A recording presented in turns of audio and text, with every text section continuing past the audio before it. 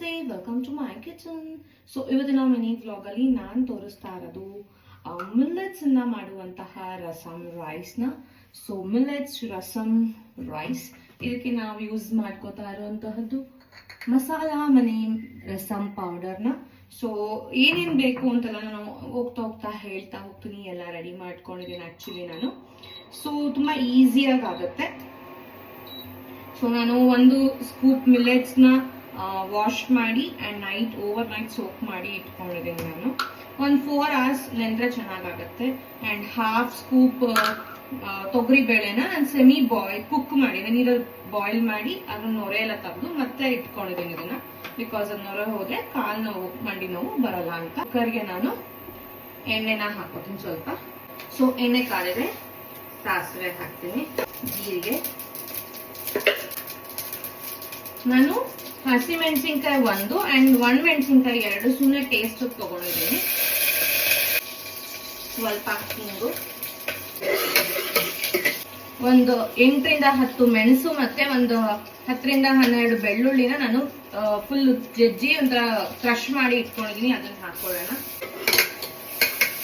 ಬೇಳೆ ಹಾಕೋಣ. ಆ್ಯಂಡ್ ನಾನು ಫಾಕ್ಸ್ಟೈಲ್ ಮಿಲ್ಲೆಟ್ ತಗೊಳೋದು, ಅದನ್ನು ಕೂಡ ಹಾಕೋತಾ ಇದ್ದೀನಿ. ಕುಕ್ ಆಗೋದಕ್ಕೆ ನಾನು ವಾಟರ್ ಹಾಕೋತಾ ಇದ್ದೀನಿ, ಸ್ವಲ್ಪ ಅರಿಶಿನ. ಸೊ ಒಂದು ಟೊಮೆಟೊನ ಚಾಪ್ ಮಾಡ್ಕೊಂಡ್ರೆ ಇವಾಗ ನಮ್ಮ ಮಸಾಲಾ ಮನಿ ರಸಮ್ ಪೌಡರ್ನ ಹಾಕ್ತಾ ಇದ್ದೀನಿ. 1 ಸ್ಪೂನ್ ರಸಮ್ ಪೌಡರ್. ಸೊ ಸ್ವಲ್ಪ ಹುಣಸೆ ಹಣ್ಣಿನ ನೀರು ಹಾಕ್ತಾ ಇದ್ದೀನಿ, ರುಚಿಗೆ ತಕ್ಕಷ್ಟು ಉಪ್ಪು.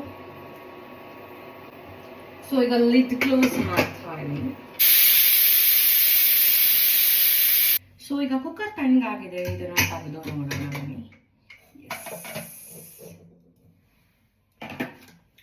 ನೋಡ್ತಿರ್ಬೋದು ಹೇಗಾಗಿದೆ ಅಂತ.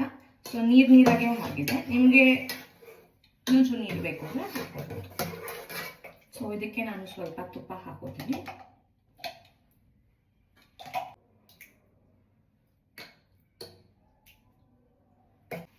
ಸೊ ನಮ್ಮ ಮಿಲ್ಲೆಟ್ ರಸಮ್ ರೈಸ್ ರೆಡಿ ಆಗಿದೆ. ಇದಕ್ಕೆ ನಾವು ಮಸಾಲಾ ಮನಿ ರಸಮ್ ಪೌಡರ್ನ ಯೂಸ್ ಮಾಡಿರುವಂತಹದ್ದು. ನಿಮಗೂ ಏನಾದರೂ ಟ್ರೈ ಮಾಡಬೇಕು ಅನ್ನೋದಾಗಿದ್ರೆ ನಮ್ಮ ಒಂದು ಕಾಂಟ್ಯಾಕ್ಟ್ ಡೀಟೇಲ್ಸ್ಗೆ ನೀವು ಕಾಲ್ ಅಥವಾ ಮೆಸೇಜ್ ಮಾಡಿ ಆರ್ಡರ್ ಮಾಡ್ಕೋಬಹುದು.